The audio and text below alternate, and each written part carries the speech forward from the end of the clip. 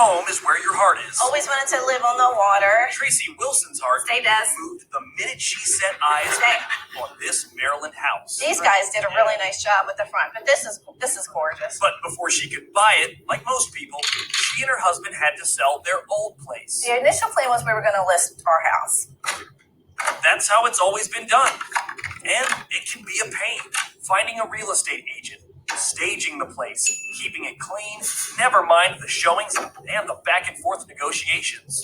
We just really didn't have time to worry about that stuff. Then Tracy and her family got several emails from Redfin about selling directly to their iBuyer, Redfin Now. I said, look, why don't we call them and just kind of see? If this is the first time you've heard the term iBuyer, you're not alone. It stands for Instant Buyer. iBuyers are real estate companies that buy houses directly from consumers, usually with Wall Street money. They quickly fix them up, then sell or rent them. I've been following iBuyers since 2014. To explain iBuyers, I video called the leading expert, Mike Del Prete. According to his research, the top 3 iBuyers are Open Door, OfferPad, and Redfin Now. You're thinking about selling and you value that certainty and the simplicity of an instant offer, an instant transaction, go for it. Get an offer. That's why Tracy and her family chose to sell to Redfin Now. It was so convenient.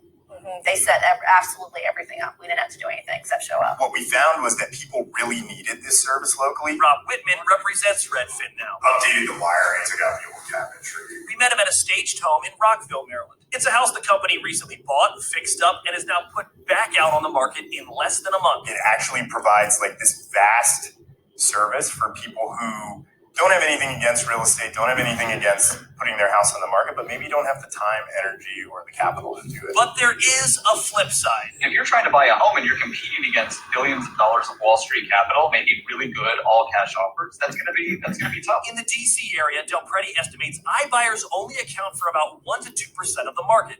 So the effect hasn't been great.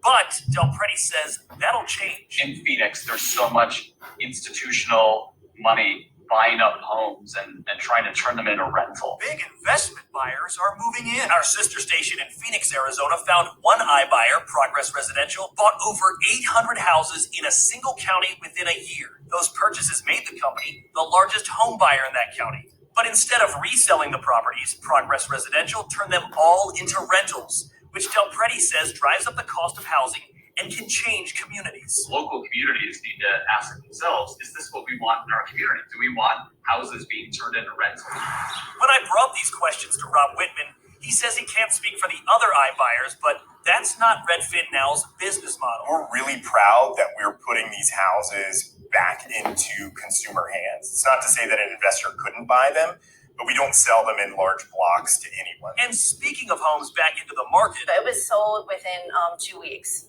Yeah. Actually, people already moved in. Yeah.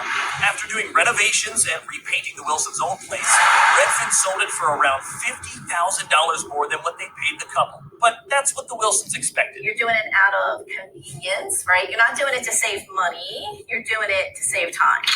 To the Wilsons, time is money, especially when that time can be spent in their new dream home. I'm Matt Gregory, WUSA 9.